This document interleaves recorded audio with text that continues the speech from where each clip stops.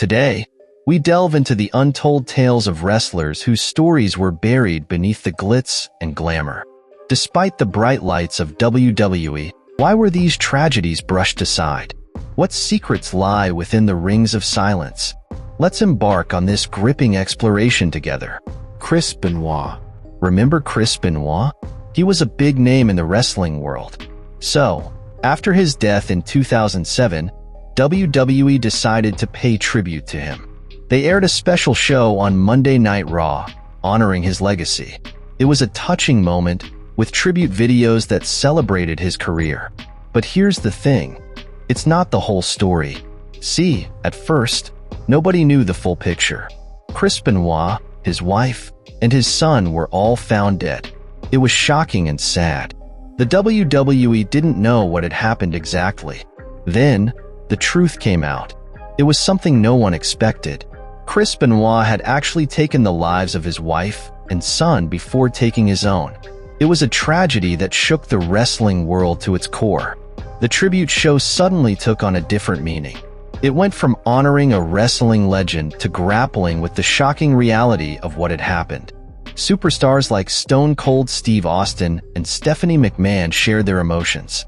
Vince McMahon, the head honcho of WWE, stood alone in the ring, visibly upset. After that, things changed. Vince McMahon appeared on TV to talk about the incident, but that was it. WWE decided to pull the tribute show from airing again. Instead, they replaced it with a best-of episode on the WWE Network. Nancy Benoit. Nancy Benoit wasn't just any ordinary figure in wrestling. She was known for her roles in both WCW and ECW under the names Woman and Fallen Angel. Her journey in the wrestling world began when she was married to Kevin Sullivan. Initially, she appeared on WCW TV as a fan of Rick Steiner, but later switched sides to align with Sullivan and eventually joined forces with Ric Flair and the Four Horsemen. In ECW, she managed Sandman before returning to WCW. However, it was her relationship with Chris Benoit that brought her into the spotlight. On and off screen, Nancy and Chris shared a bond, both professionally and personally. Now, while Nancy wasn't a major star in the WWE universe, her life and tragic death can't be overlooked. When Chris Benoit committed the horrific act of murdering Nancy and their son before taking his own life, it shook the wrestling world to its core. Yet, despite her contributions and the tragic circumstances of her death, the WWE has largely erased her from their history, save for mentions during the original tribute show. Well, turns out, he wasn't exactly the head honcho behind the scenes. Jack Tunney, a Canadian wrestling promoter, played the role of the company's president on screen. You'd often see him in his office, making announcements about new titles or big championship matches. But behind the scenes, Vince McMahon was the real deal, calling the shots as the big boss. Sadly, Jack Tunney passed away in 2004 due to heart disease. Surprisingly, the WWE didn't acknowledge his passing on their shows. It's been said that he fell out of favor with the WWE because of his drinking and gambling issues, which eventually led to his departure from the company in 1995, mentioned by wrestlers like JBL and CM Punk. But his legacy remains a bit of a mystery, with his time as the WWE president. Chris Kanyon. Chris Kanyon started his wrestling career in WCW, where he was considered to be a mediocre wrestler. However, when the WWE bought WCW, they also acquired his contract. In the WWE, Kanyon had some moderate success. He managed to win the WCW United States Championship and even snagged the WWE Tag Team Championship alongside DDP, although their reign lasted only a brief 12 days. But Kanyon's story goes beyond just wrestling titles. He was also notable for being one of the few openly gay wrestlers, although he only came out following his departure from WWE. His time after leaving the company wasn't smooth sailing, though. Kanyon filed a lawsuit against WWE, alleging that they denied him health care benefits after he suffered a leg injury that ultimately affected his career. In the midst of all this, Kanyon made headlines by suggesting that WWE released him because of his sexual orientation, but later admitted that it was all part of a publicity stunt. Despite these challenges, Kanyon continued to battle with depression and bipolar disorder throughout his life. Tragically, Kanyon's struggles came to a devastating end in 2010 when he took his own life. Ludwig Borga.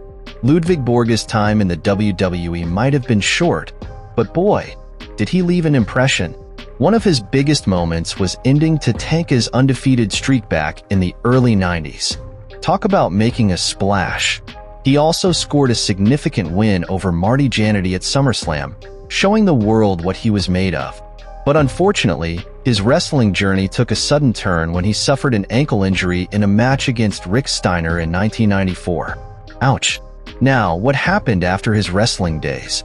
Well, Borga didn't exactly fade into the background. He dabbled in a bit of UFC fighting, giving it a shot in the ring. But his adventures didn't stop there. In 2007, he took on a whole new role, entering Finland's parliament. Quite the change of pace, huh?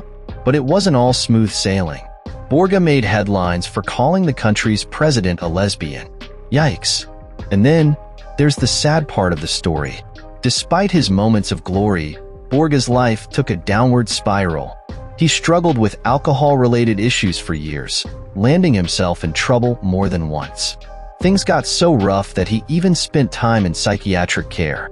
And tragically, in 2010, Borga took his own life. It's a heartbreaking end to a complicated story. Now, the WWE hasn't said much about Borga's passing. But wrestling legend Jim Ross didn't hold back when he shared his thoughts, describing Borga as somewhat obnoxious and even a bit of a bully at times. Chris Candido. Chris Candido.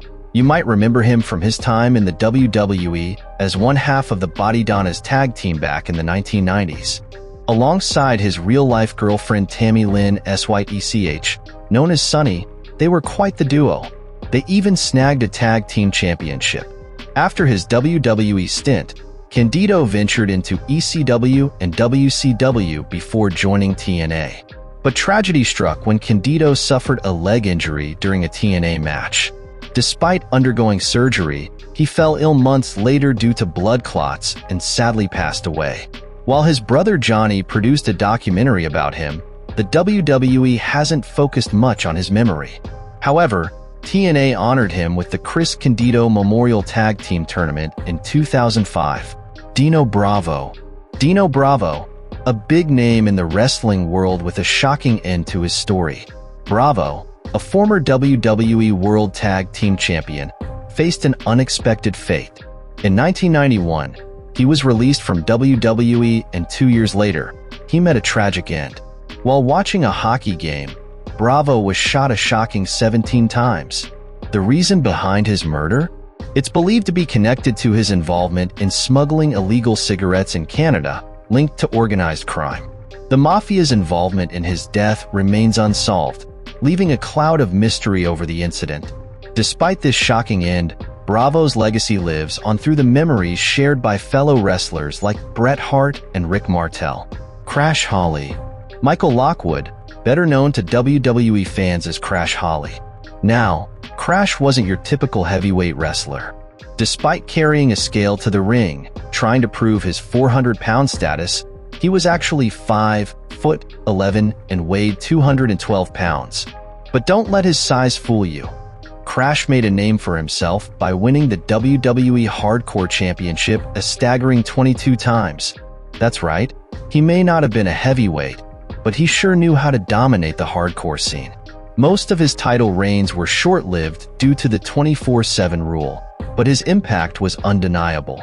Unfortunately, Crash's career was cut short when he was released from WWE and later passed away in 2003 from an overdose.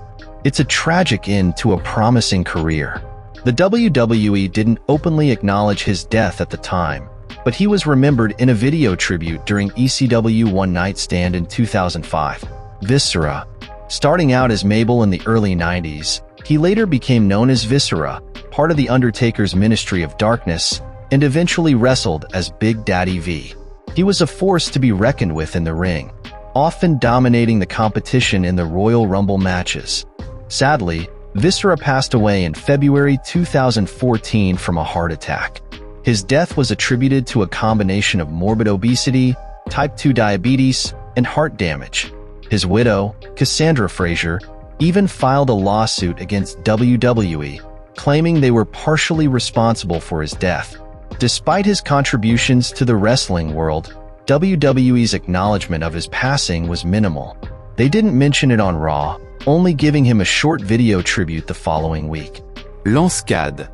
He was climbing the ladder of success in the WWE, winning the Tag Team Championship 3 times with Trevor Murdoch. Not only that, but he was also making waves in his singles career. However, in 2008, the WWE made what many consider a big mistake by releasing him. It was revealed that Cade had a seizure on a plane due to prescription pill abuse, leading to his sudden departure from the company. Sadly, less than 2 years later, he passed away from a drug overdose at the age of just 29. Despite his once promising career and the impact he had on those around him, there was little acknowledgement from the WWE about his passing. Wrestlers like Murdoch and Shawn Michaels, who mentored Cade, spoke out about his death, but the company remained silent. Doink the Clown. Doink was a memorable character, known for his mischievous antics in the ring. However, Osborne's battle with drug addiction led to his firing from the WWE in 1993. The Doink character lived on with a new actor, Ray Apollo, but Osborne's struggles continued. In 2013, he was found dead due to a drug overdose. Following Osborne's death, his family filed a wrongful death lawsuit against the WWE in 2015, alleging that the company's promotion of violence contributed to his passing. They also claimed that the WWE failed to educate Osborne about the risks of repeated head injuries. This lawsuit was part of a larger legal battle against the WWE concerning head injuries, led by Cairo's Law. Umaga. Umaga, whose real name is Edward Fatu, came from the legendary Anoa'i I wrestling family. He burst onto the WWE scene as Jamal, part of Eric Bischoff's 3-minute warning. Their job? To put an end to matches Bischoff thought were dragging on. But it was his second run with WWE as Umaga that really made waves. This time, he climbed to main event status and even grabbed some big wins, like defeating Ric Flair and clinching the Intercontinental Championship twice. But like many others in the wrestling world, Umaga faced struggles. He was let go from WWE after failing drug tests. Sadly, the troubles didn't end there. In 2009, just a few months after his release, Umaga tragically passed away. It was a devastating blow to the wrestling community. The cause? A lethal mix of painkillers, muscle relaxers, and anti-anxiety medication. WWE issued a statement expressing condolences to Umaga's family and friends, but they also made it clear they weren't responsible for his struggles. It was a sad end for a wrestler who had once captured the imagination of fans worldwide. That was quite an eye-opening journey through the world of wrestling. It's sad to see how some wrestlers faced challenges that were ignored. Remember, behind every match and every wrestler, there's a story. By subscribing to our channel, you're not just supporting us, you're joining a community that cares about these stories. So, don't forget to hit that subscribe button and turn on notifications. Together, let's keep these stories alive and honor the memory of those who left us too soon. Thank you for watching.